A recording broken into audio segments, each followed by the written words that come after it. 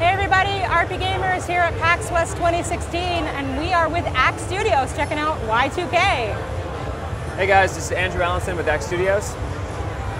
So tell us what Y2K is in a nutshell. Cool, so Y2K is a Japanese style role-playing game influenced by Persona and Earthbound.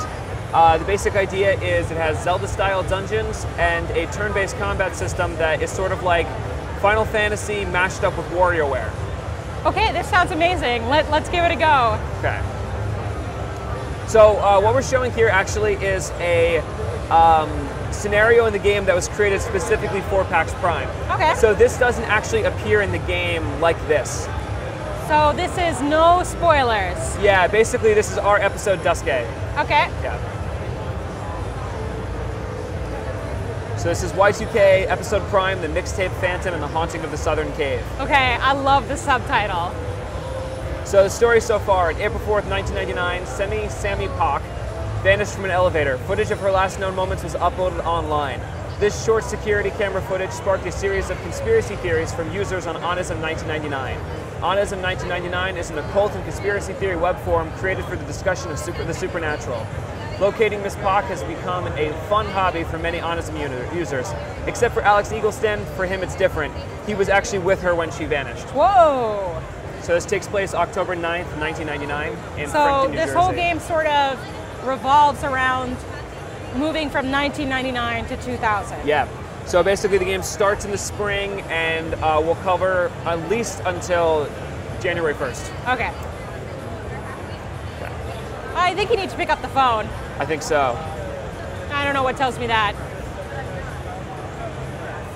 So Alex here, our protagonist, at the beginning of the game just returns home from college. All right. And he's unemployed, and there's a lot of pressure on you from your mom to help pay for this giant house and get a job. Right. But you become really distracted by the disappearance of Sammy, and you basically use it almost as a way to avoid getting a real job and avoid entering adulthood. It's your little crutch. Yeah. So basically what's happening here is your friend Claudio's calling you to tell you that on the Onism conspiracy theory message board, people are posting about a ghost, and they say that the ghost is the girl who went missing. Ooh. But Alex is convinced that she's still alive and that she's fine. All right. So I'll just skip through this because I just explained it. So he asks you to meet him at the cave. And throughout the game, Alex narrates. So sometimes it'll be first-person narration, sometimes it's... So it's a little bit of introspection. Yeah. So are Alex and Claudio based off of real people? So Alex's appearance was based off of my friend Alex Simmons. Okay. Because I was like, we were trying to come up with like a protagonist that really sort of represented... Basically the idea was, since it takes place in 1999, you're playing as an adult. We want Alex to feel like a 20-something from 2010 onward, existing in the year 1999. Ah, and I felt that this guy was really the sort of like archetype. That's very 1999. So this is Onism 1999, the conspiracy theory message board. And basically, you can kind of think about it like somewhere between like Craigslist and 4chan. Okay. So some people post about strange things that they see, and they fight, and they're kind of terrible to each other a little bit. I see some colorful language. Yeah, and it's kind of funny because every character in the game is a user on the message board. All the main characters. But you don't necessarily know whom is attached to who because they're using usernames? Exactly. Ah, yeah. So by the end of the game, are you able to associate each username with each real person? If you, some of it requires a little bit of reflection, but usually I think you can figure it out. Ooh, that's going to be a good sort of little mini game to a meta game inside the game. Exactly. So here someone's posting about the ghost, and you can read about it, and all these users are convinced that it's Sammy. All right. Except this guy here, who writes this giant wall of text saying that he thinks it's his sister, and that his sister committed suicide, and his sister is haunting a mixtape. And he's convinced that it's his sister in the mixtape inside the cave. Okay. So we're gonna go try and find out if that's the case. All right. I like the kale mail. Oh yeah, the kale mail. with beat the monkey, win $15. Wow, I remember those ads. Yeah. So I will do. This is, I think, cool for me because 1999 was when I first started to really explore the web. Yeah. And so this feels so at home and nostalgic for me. It was the same thing for me. Everything kind of feels almost like sacred on the internet back then because there were these really long, almost like ritual-like loading times. Right. So you had to wait for something to load and it had more importance. So do you have the buzz buzz dial-up tone? Yes, we do, yeah. Is that a money tree? It is a money tree. Would you rather me explore the money tree or talk to Eris praying to the 7 statue? Well, we definitely have to talk to Eris because this is RPGamer.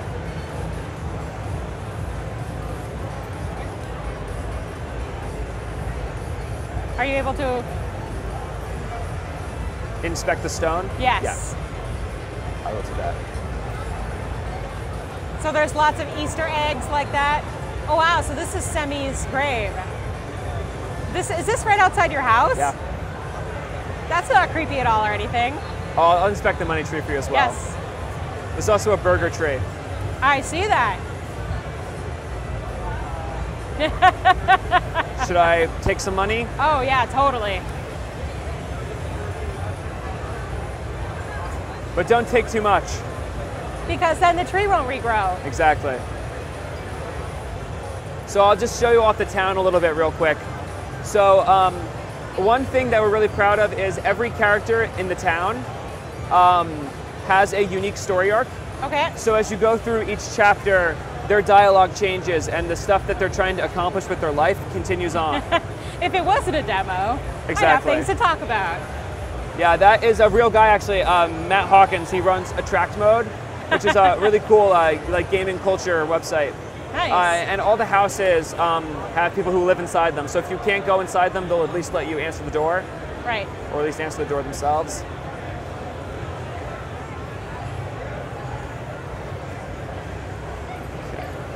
That suddenly explains her name. Yes. So what sort of drove you guys towards this art style? Because it's not really like anything out there. So the initial inspiration for the game came from the Onett level in Super Smash Brothers. Right.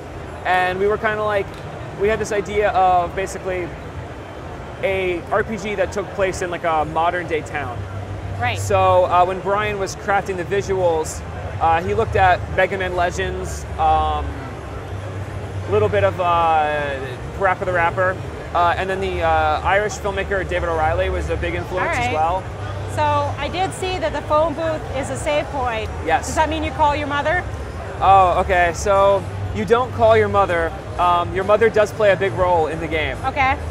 Yeah, you have an absentee father in the game, but you have a mother who is a very, very interesting character, voiced by Michelle Knotts, who does Jessie's voice on Pokemon. Oh, wow. Yeah. You got some pretty heavy-hitting voice acting Oh, talents yeah. then. Really, really great cast. Alex is done by Chris Niosi, who did voices in the most recent Tales game, I think Tales of Syria. Yep. And he did Lloyd Void Dark in Disgaea 5. Ooh. So Chris is like a RPG veteran, and he really brought something special to the game. So do you guys have sort of a release window in mind at this time? Or? Yeah, so basically we finished core development of the game. Right. And we went through our beta test. The beta test went really well. We had about 175 people play through the game. Oh, nice. And now we're basically finishing up reacting to the feedback. Right. And then polishing. Yeah. But now we're actually working on the ports. So we have it running on all the consoles, but now we're doing the testing for PS4 and Vita and Wii U. And you are coming to, so this is PC? Yeah, PC and Mac as well. Yep. So PC, Mac via Steam? Yeah, what's that? PC, Mac via Steam? Yes, via Steam. And then PS4, PS Vita? Yeah, and we're going to do a limited run on those as well. Vita! Yeah. So I'm a digital girl, but I like my portable games. So kind of like, did you ever play Wild Arms on PS1? No. So basically, you interact with the environments using different tools. Right. So that was the cat tool, which is basically stolen from Handpan and Wild Arms. Here's the feedback tool. You can blow up rocks. Oh, excellent. So that's some real rock there. Yeah. Here's an enemy. We're gonna go fight him. And then now, can you get preemptive strikes if you try to throw something at him? Or? Yeah, if you have the right tool. I don't have it in the demo though. Right. So you're gonna see our unique battle system here, which it's a poo. It's a poo and 2 bats. Okay, so Alex's minigame is reminiscent of Shadow Hearts. Right. But the interesting thing is you can slow down combat and speed it up. And basically you can double tap on the nodes instead of just the single taps. Okay. The minigames have pretty large varieties, like this one here, which is influenced by Mario 2 or Doki Doki Panic. Right. But it still stinks. And if I hit this on the red, I dodge entirely. If it's yellow, it's defend. Right. And we have a bunch of different dodge bars, so it's not like, it's less of it doesn't get so repetitive. Right. And the one thing that also makes the game unique is once you've destroyed the enemies don't come back. So instead of repopulating the area, so there's less grinding in the game. But what if you like to grind? Okay, if you like to grind, then you have to locate what's called a monster den. All right. And the monster dens basically have like mini quests in them, which can basically, the reward is enemies. Oh. So basically we treat enemies in the game like a commodity rather than an unlimited resource. Gotcha. Oh no, you're walking through poison. Now, is there a way to protect yourself from that poison if you so chose? No, the poison, as of now, I don't, in the demo, I don't have any way to get past it. Right. But I can shoot the enemies with the cat and freeze them and run around them. Oh, handy, okay. Go get this key here. So about how long do you expect the game to be? So I actually have great statistics on that because we've had so many people who played it. Awesome. The average playtime for a avid RPG fan, which basically we consider someone who's beaten more than 10 RPGs, right, is 25 hours. All right. The average playtime for someone who has never played an RPG before was 35. Okay. And what about if you want to do absolutely everything? I would say it's 40 hours. All right.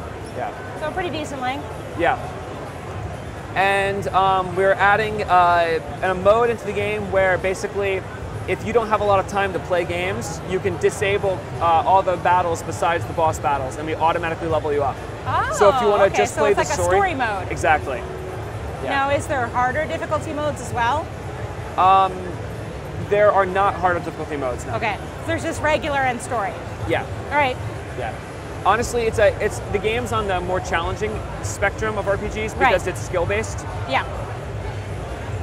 But it's all active battle. So yeah. I see on the top right there's something called time energy. Yes, so I will show that now. So if I hold down L2, I can slow down combat and I can get multiple strikes. Ah, okay. And taking damage is what increases it. All right. And you can also speed up the battle as well. So if you hold down this, it increases the animation time. All right. Ew. And if you get really good, you can play fast or mess up like I did. I'll show off my numbers. I won't tell if you won't tell. It's on video though.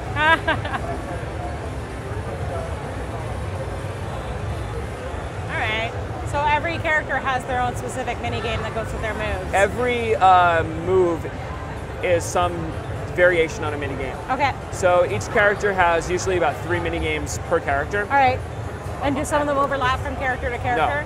No. So every minigame move is unique? You know, there might be one example of overlap, but it's from a temporary party member. Okay. So I don't want to like promise something that's like, I think there's one minigame that overlaps. All right. But it's for a story reason. Fair enough. Now I'm very curious. I'm gonna have to look. I'm gonna have to look for that NPC when I play. So what I'm gonna do now is I'm gonna reset the demo and fast forward to the end, so you guys can see an example of like a cutscene. Yeah, for sure. So while I do it, feel free to ask anything that pops into your head, or cut this out of the video. We'll probably cut. Yeah. I think I've been firing off questions as I think of them, so I didn't have any saved up. Totally fine.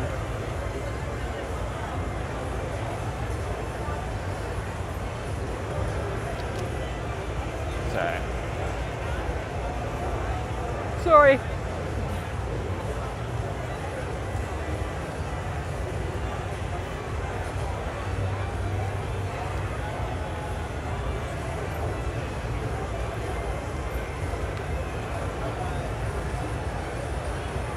All right, so hang on, let's get a, we'll do this as the cut point, and I'll kind of cue us back in. All right, so now you're jumping us into a boss battle, or a cutscene. A cutscene. A cutscene. It's what basically, it's kind of a fake out. You think there's going to be a boss, but it ends up going in a different direction. All right, so let's see this fake out boss. It's the mixtape. Oh, it's creepy.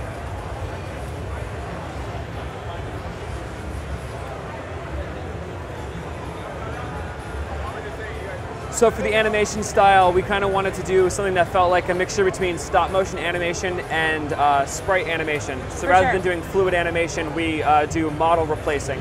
Are those teeth for eyes? They're just intentionally, she's actually, not only is she a ghost, she's specifically an anime ghost. So everyone else in the game is not really like an anime character, but the idea was we kind of wanted it to feel like a throwback to the first chapter of the Yu Yu Hakusho manga. Well, that explains why he has that very otaku t-shirt. Yes, that is an anime that exists in the game world called Maha Shoujo Haru no Shimai, which basically is like magical girl sisters or something like that. I don't remember the translation. So Alex realizes that this is not Sammy, and he's relieved, but he feels a little conflicted because he feels bad that he's happy that someone else is dead. Right.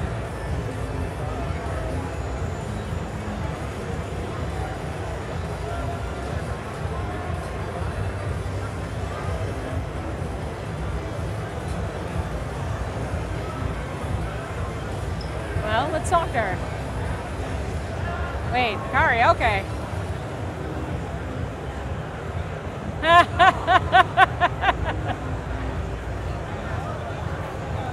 Wait, was Ace of Base out in 1999? What's that? Was Ace of Base yeah, it came out in 1997. Oh my gosh. I think it was. I double checked to make sure it was in 1999. It was before 1999. Should I feel like a really bad nerd for knowing all of these songs? Well, do you know this one? It'll be revealed in a second. All right.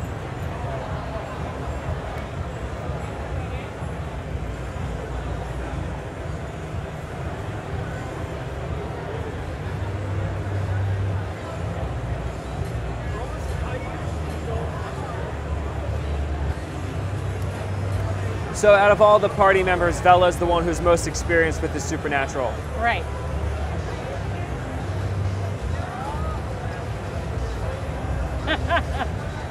Wonderwall. Exactly.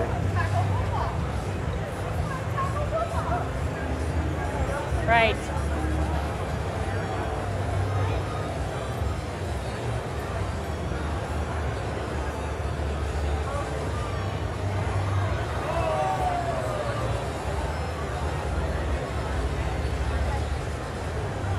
She got run over by a car.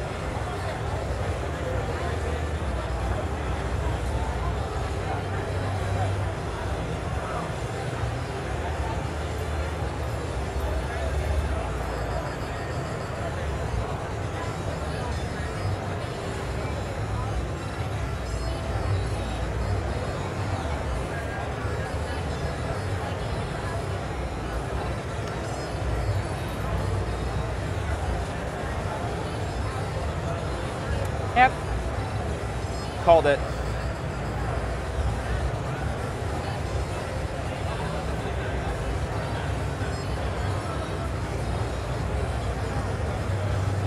So, if this wasn't the real story, would this then lead me on to find Shane?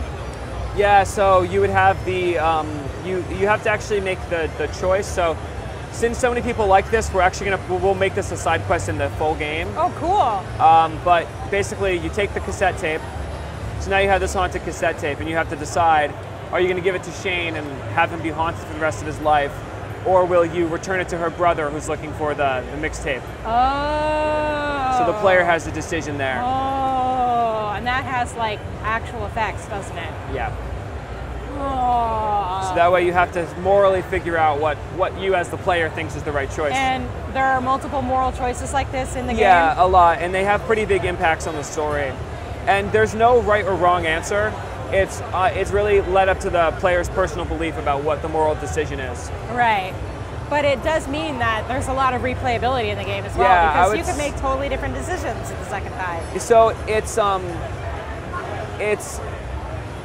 not like as insane as like something like Mass Effect is. Right. But there definitely is decisions like this in the game throughout. Right. And then we were wrapping up the demo. I'll say we actually have some really cool music in the game that you can't hear because it's PAX. Yeah. You'll see here, like we had some great tracks contributed by Callum Bowen, Jose Alfaro, Hiroki Kikuta, who did the music for Secret of Mana. Oh wow, nice. And Michael Kelly, who did the music for Valhalla, which is this awesome game. Toby Fox. Yeah, who did Undertale. Yeah. So we have a pretty extensive group of guest composers who did some awesome music for the game. That's amazing. So if people want to find out more about Y2K, what's the best way to find out more? What's the best way to get a hold of you? So I would say YIIKRPG.com is the website. You can tweet at us on Twitter at ACKK Studios. I will respond to everyone. Awesome. The other thing I was going to say is on September 6th, this demo is available for everyone on PC and Mac. So it's about an hour and a half's worth of content for people to go through. A lot of really cool stuff in it. So if you are wondering what the game's like, if it's something that you might be interested in, that's a great place to try. We might have to do an hour to impress on the demo. All right, thank you very much for your time today. Thank you so much. Y2K Postmodern RPG coming out? I would say probably end of the fall now. All right, thank you very much for your time today. Thanks. Stay tuned for more RPGamer coverage at PAX West 2016.